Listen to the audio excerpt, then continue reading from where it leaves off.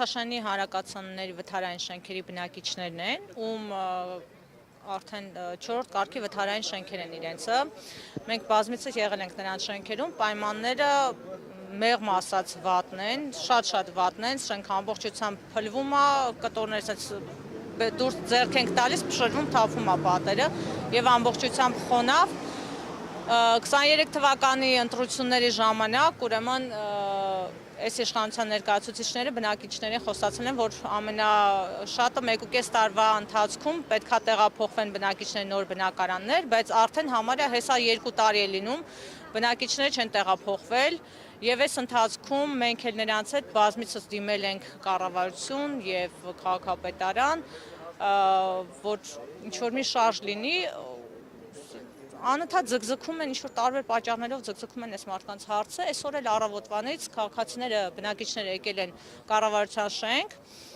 խոսացել են, որ 20 րոպեից պետք է իջնեն նրանց հետ հանդիպելու, որտեղ նիստ է տեղի ունենում, նիստ ավարտվեց, ընդմիջումը եւս ավարտվեց, արդեն անցել է մոտավորապես 3 ժամ, ոչ ոք բնակիչների հետ չիջավ չզրուցեց եւ մարդիկ այլ տարբերակ չունեին, քան փողոց փակեն, այստեղ մի պահ ակցիա արեցին, փողոց փակեն, որպեսզի իրենց ձայնը լսելի լինի։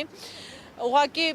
չգիտեմ, միգուցե պատկան մարմինները չեն պատկերացնում այդ շենքի պայմանները, որովհետև անպատկերացնելի վատ պայմաններ է, ինչպես մի քանի օր առաջ բոլորս տեսանք Դաշնամուրի գործարանը փլուզվեց, նույն կերպ ամեն պահի, ցանկացած պահի կարող են այս շենքերը փլուզվել, բայց ի տարբերություն Դաշնամուրի դպրոց շենքի, այստեղ կան բազմաթիվ բնակիչներ, երեխաներ, տարեցներ, ովքեր Աստված չարասցե, եթե այդպիսի բան լինի, ողբերգությունը անխուսափելի է լինելու, այս հարցը պահանջում է գերհրատապ լուծում։ Իսկ ինչ եք կարծում, ինչ քայլեր կարելի է ձեռնարկել, քանի որ ինչպես հասկանում ենք, ոչ քաղաքացիների բողոքի ձայնին են արձագանքում, ոչ էլ փաստացի հավաքանու անդամների, այս պարագայում ինչպես այդ խնդիրը պետք է լուծվի։ Ես չեմ կարող ասել, որտեղ բազմիցս անգամ մենք դիմել ենք այլ միջոցներ, այլ գործառույթ չունենք մենք, որպեսզի օգտագործենք, ուղղակի արդեն պետք է մարդկային խղճի վրա դնել հարցը, որովհետև եթե ողբերգությունը եղավ, մնալու է այս իշխանությունների խղճի վրա այդ հարցը։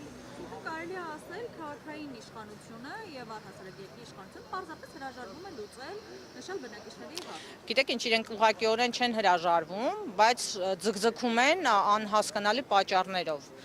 Այս հարցը ընդամենը 3 միլիարդի